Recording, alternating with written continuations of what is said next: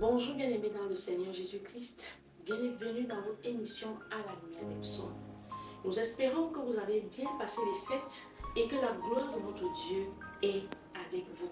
Parce que s'il y a une chose dont nous sommes sûrs, c'est que celui qui demeure dans la parole de Dieu, celui-là, Dieu demeure avec lui.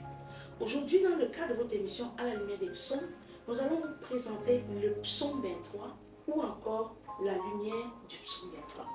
Bienvenue dans le Seigneur, il faut que tu comprennes que le psaume 20, le psaume 21, le psaume 22, le psaume 23 et le psaume 24 sont une succession de psaumes qui relatent hier, aujourd'hui et demain les événements qui vont précéder au sacrifice que Jésus-Christ va accomplir sur la croix pour que toi et moi nous soyons sauvés.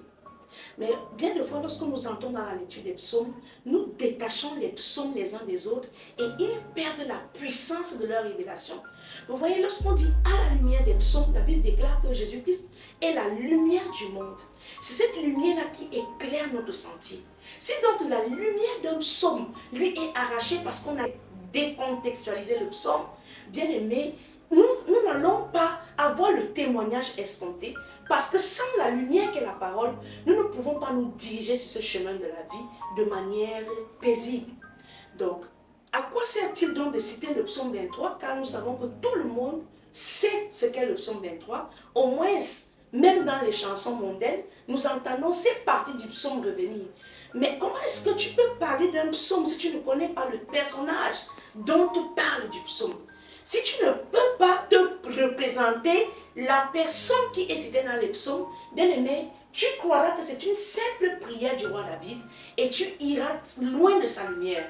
Tu ne pourras pas en bénéficier parce que la base de ton analyse a déjà été déformée. Dans le psaume 23, par exemple, nous avons les 7 noms de l'Éternel. Nous avons « Je suis » qui est le premier nom de Dieu.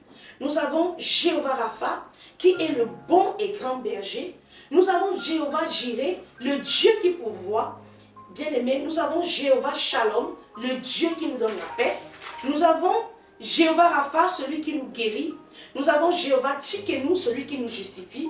Nous avons Jéhovah Shammah, celui qui nous délivre de nos angoisses et qui nous apporte la paix que nous cherchons tant et que ce monde nous a abandonné. Et nous avons Jéhovah Nissi, le Dieu de notre victoire. Bien aimé, pour bien comprendre le psaume 23 et bénéficier de ces 7 interventions de Dieu selon qu'il est fidèle à ses noms, à ses appellations, parce que le nom parle de l'identité et de la puissance de l'esprit révélé aux hommes par une appellation. C'est pourquoi lorsque l'on donne un nom à un enfant, on doit prendre le temps de veiller à connaître le nom que nous lui donnons. Par exemple, Jésus-Christ, lorsqu'il est venu, il avait le nom de son mandat, car Jésus-Christ porte en son nom la puissance par laquelle nous sommes restaurés dans notre intimité. Jean-Baptiste aussi, quand il naissait, les anges ont révélé le nom de Jean-Baptiste parce que l'on ne peut pas évoluer plus loin que la portée du nom que nous portons. Ainsi donc, si nous connaissons les noms de l'Éternel, nous saurons désormais prendre la lumière du psaume 23 pour éclairer les chemins ténébreux de notre vie.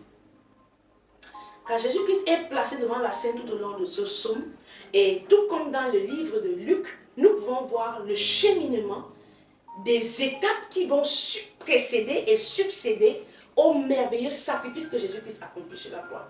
On a dans le psaume 22, lorsque l'on le lit, on voit ici que le peuple annonce loin de l'Éternel Jésus-Christ comme étant celui que Dieu a aimé et choisi et qualifié pour venir sauver l'humanité, car il est celui par qui toutes choses sont rendues nouvelles et en qui il n'y a plus de condamnation. Lorsqu'on se situe dans cette réalité-là, on peut avancer désormais dans le psaume 23 qui représente le présent, car le psaume 22 c'est hier, le psaume 23 c'est le présent et le psaume 24 c'est demain. Jésus-Christ hier, je dois le connaître, je dois savoir qui est mon berger, je dois savoir qui est celui que Dieu a mandaté pour que je prie en ce seul nom-là en qui je peux avoir le salut.